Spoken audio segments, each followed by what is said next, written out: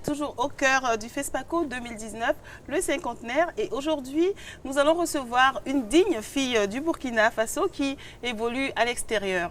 Elle s'est lancée dans la réalisation depuis quelques années avec beaucoup d'abnégation. Bonjour Éléonore Yameogo. Bonjour Kadi. Bienvenue sur le plateau. Nous avons une petite tradition et je vais te demander de donner le clap. Tu sais ce que c'est. Je te laisse cet écran et juste je te laisse faire le travail avant qu'on commence l'émission. Technicien, est-ce que tout le monde est prêt? Moteur, action. C'est génial. Allez, c'est parti pour l'émission Autour d'eux avec Éléonore. Bienvenue. Merci à vous de me recevoir.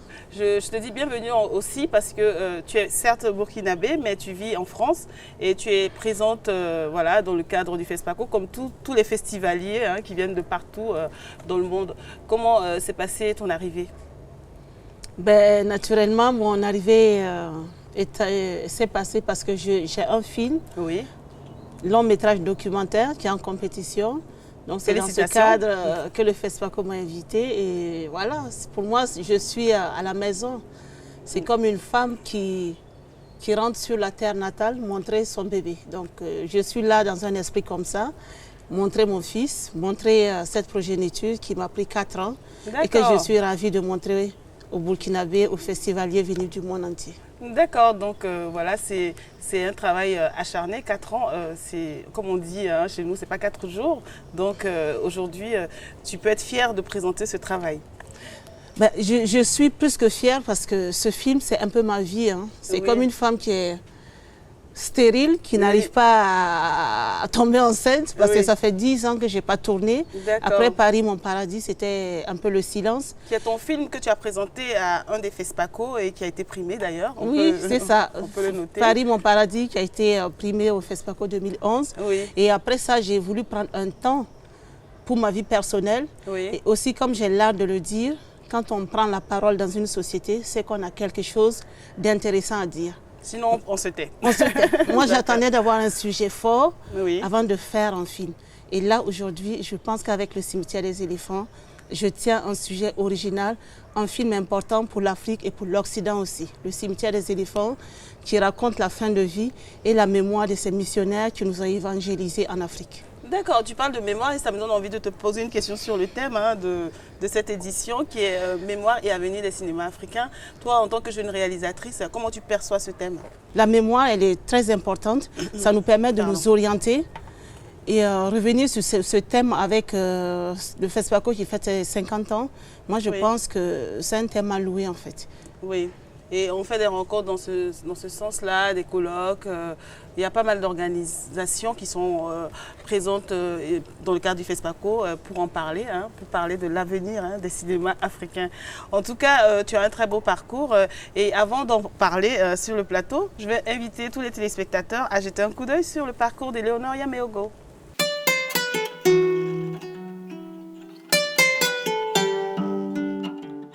Un premier visa qui a été refusé, un deuxième visa qui a été refusé. Je me suis dit, bon, si les Français me bloquent autant, c'est que ça doit être génial leur pays. Mais la grande surprise, c'était quand je suis arrivée et que j'ai découvert Château-Rouge, Barbès, toutes ces situations lamentables de mes confrères. J'ai dit, mais c'est pas possible. On m'a fait rêver dans le vide. Les Noirs africains, il y en a qui se trouvent ici, ils croient qu'ils sont au paradis ici. On est que c'est pour le passage.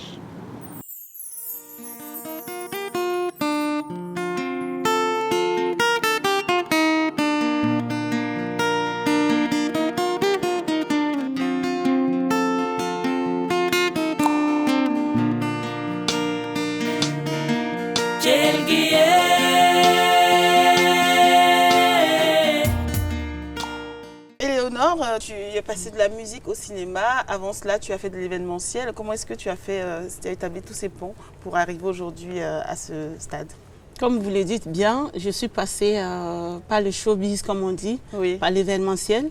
Pour ceux qui me connaissent bien, je suis née à Ouaga. J'ai grandi jusqu'à mes 30 ans avant d'aller m'installer en France. Donc quand j'étais ici, j'avais l'art de traîner dans le milieu culturel, tant sur les festivals de musique, des festivals de théâtre et autres. Et un beau soir, j'étais à un festival Jazz à Ouaga, j'étais en train de vendre des tickets. J'ai un ami que j'appelle mon frère parce qu'il vient du même village que moi, Alif Naba. Ah, qu'on connaît. Oui, Alif Naba, tu me dis, mais ma soeur, on te voit partout, ton histoire là, c'est quoi?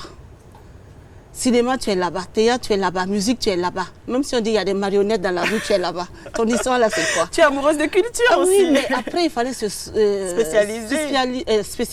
Oui. Donc, Alif Naba m'a dit, tu as beaucoup d'énergie, tu as du potentiel, mais il faut te former. Il faut te former, il faut te canaliser et savoir vraiment ce que tu veux faire dans la vie. Et cette nuit, je n'ai pas dormi parce que j'ai dit, mais Alif, il se prend pour qui? Pourquoi il me parle comme ça? Comme mon père, il me parle comme mon père. Ah oui, mais j'étais vexée. Oui. Mais avec du recul, j'ai vu qu'il avait raison. Il avait raison et c'est quelqu'un qui encourage beaucoup la jeunesse, qui encourage beaucoup ses amis. La formation, oui, c'est ça. On lui fait un coucou au passage s'il regarde l'émission. Voilà. Et à partir de là, j'ai commencé à me renseigner comment me former, comment rentrer dans ce milieu culturel, ce milieu du 7e art. Et tu as eu de la chance parce que... Et j'ai passé le concours de l'Institut supérieur de l'image et du son et j'ai fait partie de cette première promotion de cette école qu'on appelle aujourd'hui ISIS. ISIS. Quand je dis que tu as eu de la chance, c'est parce que cette école venait d'être créée. Cette école venait d'être créée. C'est important d'avoir des centres de formation parce que c'est bien, on peut bien avoir envie de se former. Mais si on n'a pas des endroits comme l'ISIS pour se former, c'est un peu plus compliqué, on est d'accord. Oui, à l'époque, au-delà de l'ISIS, avant l'ouverture de l'ISIS, il faut dire que l'ISIS est un peu... la petite sœur de l'école, l'INAFEC, qui avait été créée dans le temps où les Idrissa Ouedraogo et bien d'autres sont passés. Oui. Donc l'école, l'INAFEC est restée fermée 20 ans. Oui. Et 20 ans après, l'ISIS est né. Donc moi, je suis de la première promotion de cette école-là. Oui. Et aujourd'hui, franchement, je remercie le ministère d'avoir pensé à former les jeunes. Parce que quand on est formé, on va plus vite que quand on commence sur le tas. Oui, et souvent c'est le cas et toi tu as eu cette opportunité. En tout cas, s'il y a des étudiants de l'ISIS qui regardent cette émission, ils peuvent être fiers de la première promotion de cette école. Aujourd'hui, tu es présente avec un film, Le cimetière des éléphants. On en entend parler depuis Paris, l'avant-première où j'étais présente. On entend parler de ce documentaire avant qu'on puisse en parler sur ce plateau. Je vais inviter tous les téléspectateurs à voir la bande-annonce du cimetière des éléphants de Éléonore Yameogo. Donc j'ai appris qu'il y avait des pays dans le monde où les gens ne connaissaient même pas Jésus. Moi, François de Gaulle, je fais le serment sur les évangiles de me consacrer désormais et jusqu'à la mort à la mission de l'Église en Afrique. Ce n'est pas nous qui donnons la foi.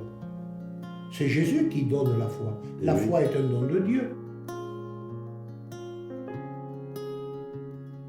Très vite, je me suis rendu compte qu'il ne priait pas Dieu. Il priait les ancêtres qui, eux, parlaient à Dieu. Et nous, on est venu leur annoncer un Dieu. Mais non, ce n'est pas un Dieu comme ça. Nous, c'est un Père qui vous aime, qui vous a donné tout ce que vous avez autour de vous. Les missionnaires du 19e siècle venaient en Afrique pour sauver les Africains. Parce qu'ils pensaient que les Africains vivaient sous l'empire de Satan. À partir d'un certain âge, on sait que quand on rentre, il faut tourner la page de l'Afrique. Si on ne la tourne pas, on est foutu.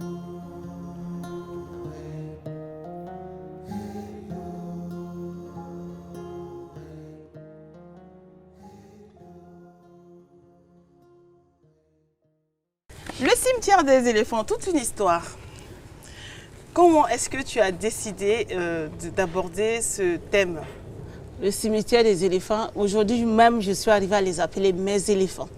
Oui. Parce que je me suis vraiment attachée à ces personnages, à ces protagonistes que j'ai dans ce film, oui, qui sont ces missionnaires qui ont évangélisé l'Afrique, qui sont de retour dans leur pays, oui, en France, dans des maisons de retraite.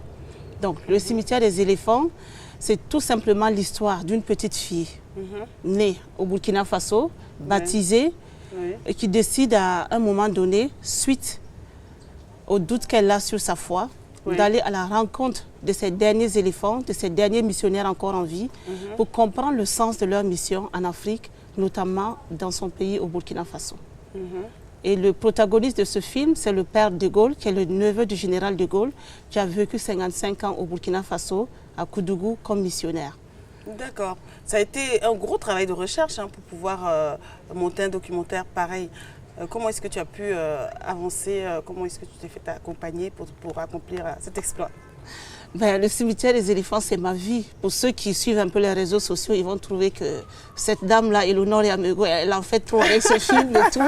Mais c'est ça, ce film, c'est ma vie. J'ai donné 4 ans de ma vie à ce film.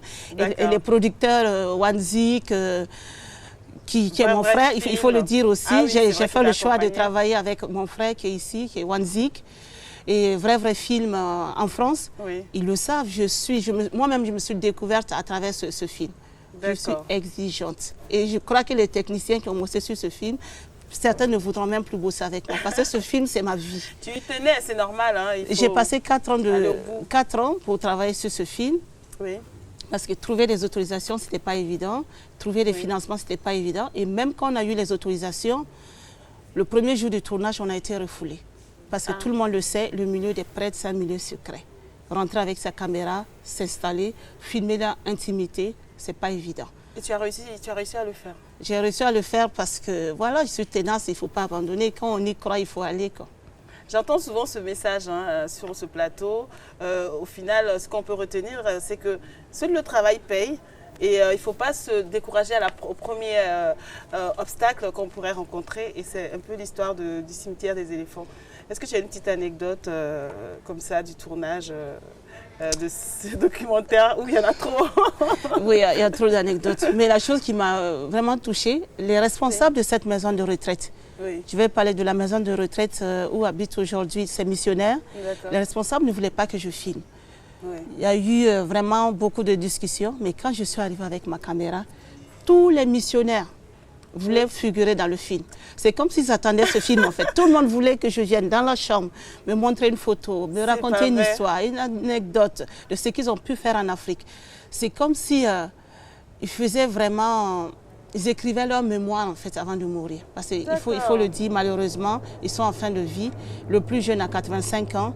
Oui. Malheureusement, dans 5-10 ans, on ne va plus entendre parler de ces missionnaires qui sont venus nous apporter le christianisme. Et je n'ai pas pu filmer tout le monde. Et c'était tendu. Certains ne me disaient même plus bonjour quand j'arrivais. Parce qu'ils disaient, oui, vous allez faire le choix de filmer telle personne et pas moi. Pourtant, j'ai fait telle chose en Afrique et tout. Donc, c'est pour dire que ce film, c'est d'abord pour les missionnaires. Parce qu'ils ont beaucoup de choses à dire. On les accuse d'avoir été des complices des colons. Oui. Et je pense qu'ils avaient besoin de s'exprimer avant de quitter ce monde, quoi. Et ce film nous donne des réponses. D'accord. Et moi, je l'ai vu, j'ai eu la chance de voir ce film. Est-ce que tu as déjà eu des retours après les projections que tu as pu faire? J'ai eu beaucoup de retours, tant en Afrique et à Paris où j'ai fait l'avant-première. Oui. Et les retours qui reviennent souvent, c'est merci de nous avoir fait ce film parce que c'est un film important, c'est un film qui était attendu. Mais du côté des panafricanistes, ils pensent que ce film fait la gloire des missionnaires. Et moi, je dis non. Je n'ai pas cherché à faire un film équilibré, mais il faut reconnaître que les missionnaires ont beaucoup apporté en Afrique. Tout n'a pas été parfait, comme ils le disent dans le film. Il y a eu beaucoup d'erreurs, ils ont été un tant soit peu avec la colonisation, parce qu'eux-mêmes, ils avaient besoin d'être protégés. D'accord. Mais aujourd'hui, on voit sur le terrain, on voit dans les villages, les écoles, les maternités, les dispensaires. Tout ça, c'est l'œuvre des missionnaires. Donc, il ne faut pas tout rejeter. Il faut faire la part des choses et il faut surtout voir le film avant de le juger, on est d'accord? Oui, il faut voir le film avant de le juger. Et malheureusement, le film a déjà eu 2 projections au FESPACO. Il ne repassera plus. Mais j'espère revenir dans quelques jours, faire une grande projection du film pour permettre aux Burkinabés de découvrir le film, découvrir leur histoire. Et ceux surtout qui épousent le christianisme sans savoir l'histoire du christianisme, qui s'imprègne de ce film comme un repère. Oui. C'est important de découvrir les choses avant de prendre les choses à bras le corps. Et j'ai envie de te faire vivre un peu l'ambiance de Ouagadougou. C'est le 50aire, c'est la fête à Ouaga, c'est la fête du cinéma, ta fête. Et nous allons découvrir un peu l'ambiance du FESPACO en ta compagnie.